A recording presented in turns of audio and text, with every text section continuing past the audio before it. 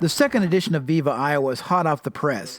The new paper is printed in Spanish and distributed in Franklin and Wright counties. We saw there was a lack of information for all of them, for people who speak Spanish.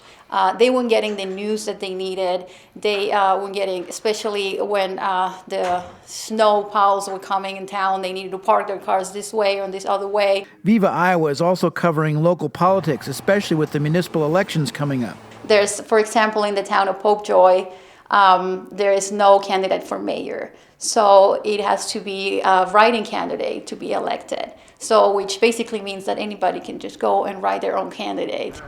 For reporter Kelly McGowan, this job, writing news in English for the traditional local paper and VIVA Iowa, was made for her. I have a double degree in Spanish and journalism, and so it's a really fun opportunity for me to jump in and be able to use them both at the same time.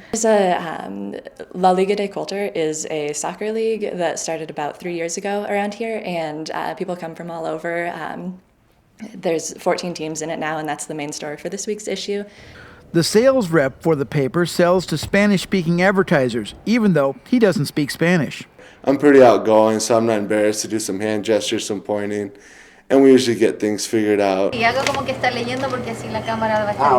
This was the second edition of VIVA Iowa, so on this day, a first to see how many readers had picked up the first free edition of the paper. So excited, we left just a stock like this big, and this is what's left. In Hampton, Roger Riley, Channel 13 News.